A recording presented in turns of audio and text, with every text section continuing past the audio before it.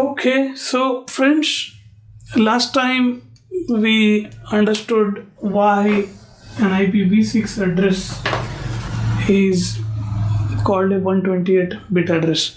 Now in this particular session, let us try and understand the decimal to binary conversion. Okay, so that would help you understand IPv4 address in a better way. So friends, I have been saying that there are 4 fields in each IP address: something dot something dot something dot something. There are 4 fields, so this is the first field, second field, third field, and the fourth field, right? And each field of the IP address is of 8 bits. So friends, now consider I have written an IP address 192.168.10.10.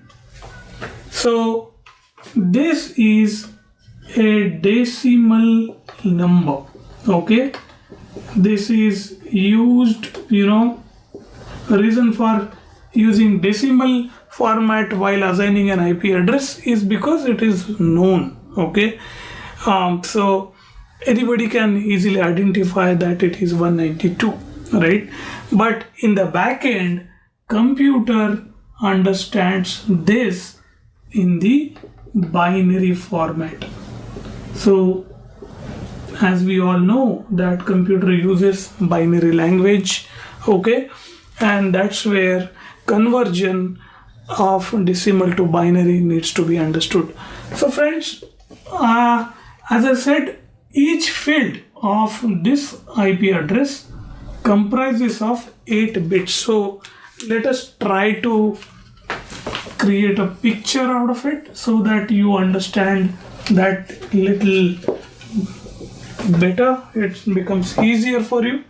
So consider I have written an address 1.1.1.1. Let's take a very simple address. Okay, so this is the decimal representation of the IP address. So if you expand this particular field, so it's going to be 1, 2, 3, 4, 5, 6, 7, and 8. So each field of an IP address is of 8 bits. So now if you want to learn the conversion, just remember one number. So it is 1, 2, then 4, then 8, 16, 32, 64, and 128. You can easily remember this.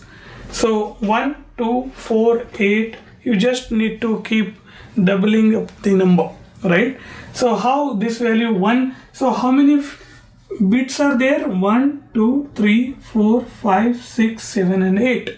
So this is the first bit, second, third, fourth, fifth, sixth, seventh, and 8th.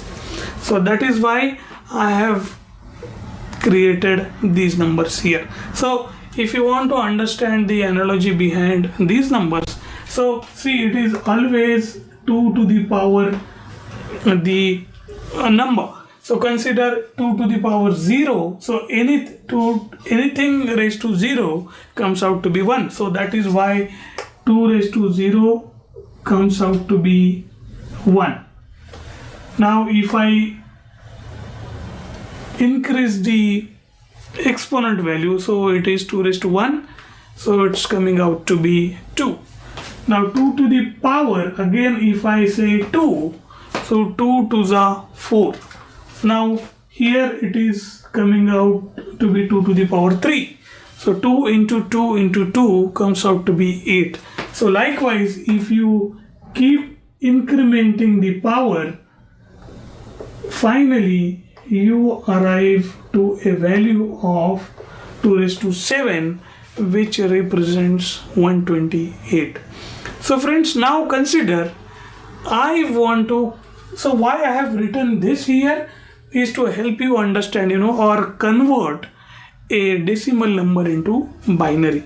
So consider this is the, so consider I want to now translate a number, consider 0 into binary format. So binary format, so 0 to the base 10. So I'm talking, this is a decimal number. Okay, now to translate that into or convert that into a binary number, just now you want 0, so you need to make all these values 0. So I'll just put 0 below all these fields. So I have written 0 here. So this is the binary conversion of decimal 0. So now the bracket is going to be base 2. So binary number, right?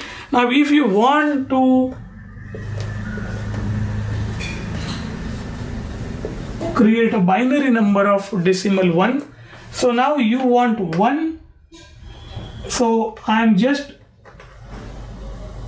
using 1 here so that the value is achieved, and rest all the bits I'm going to make it as 0.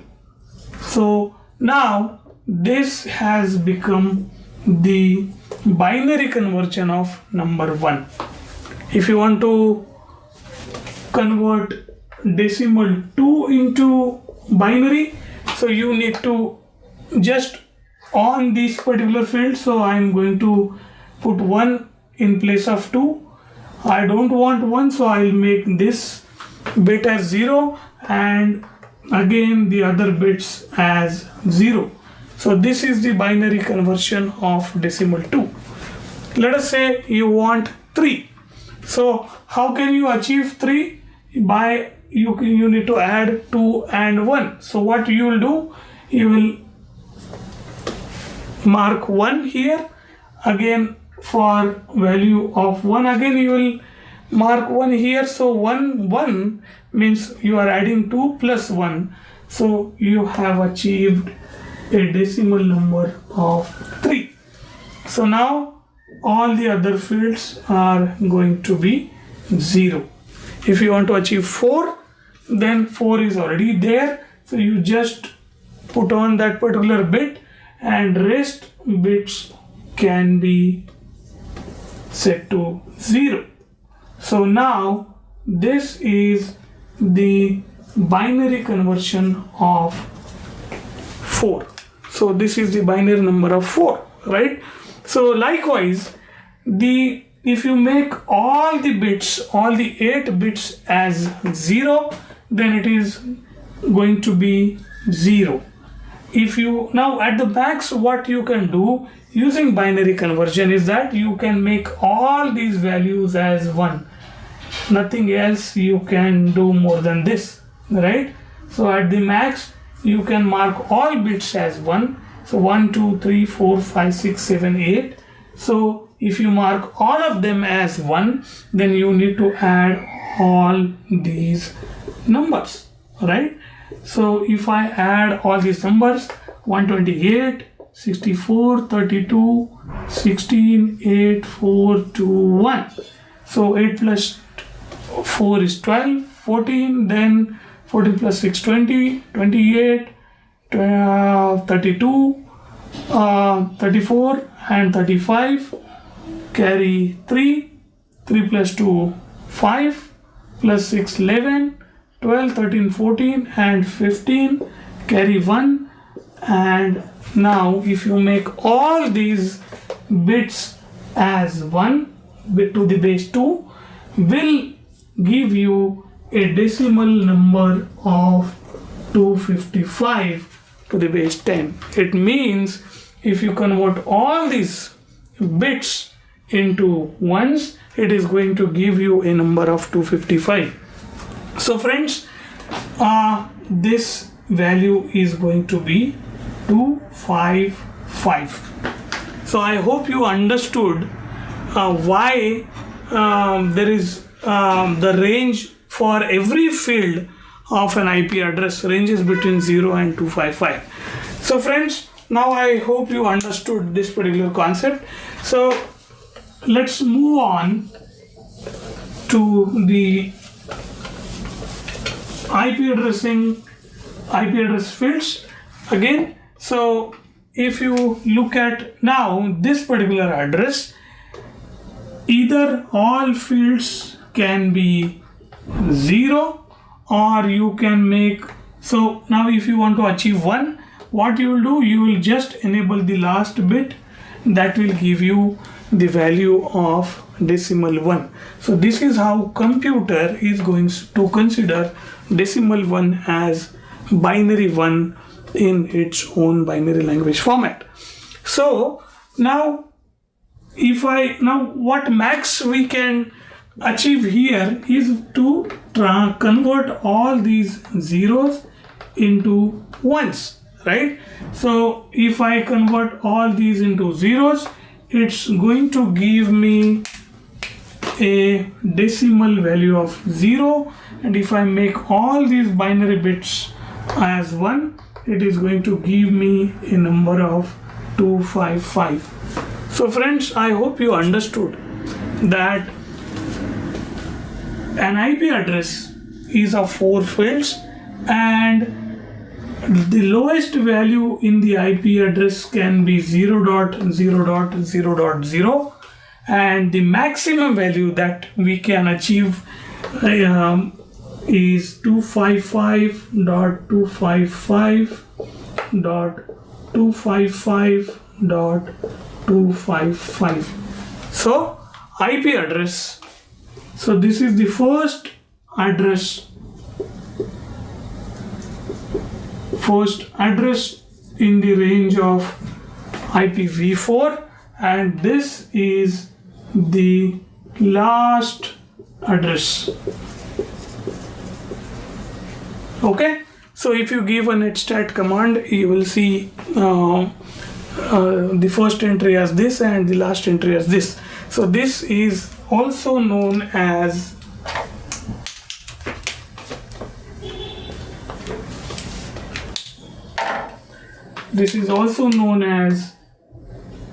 world's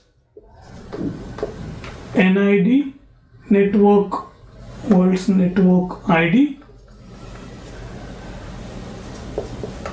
So you go anywhere in any part of the globe and look at the IPv4 address, assigned to any of the server or cloud host or a desktop computer in any of the network. So this is going to be the NID for that network. So this is the first address in the IPv4. So world's network ID, right? And this is going to be the world's broadcast ID.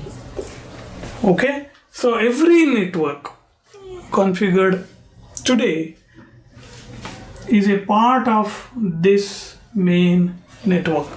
Okay, so the first address in IPv4 series starts with 0.0.0.0 and ends with 255.255.255.255. So this is the broadcast ID. Okay, so I hope you understood some more details about the different fields of an IP address. What is how many bits are there, and if you make all these bits, what is going to be the IP address in the decimal format. So this is the first address for the entire network in the world. This is the last address, that is the broadcast address for the world's network.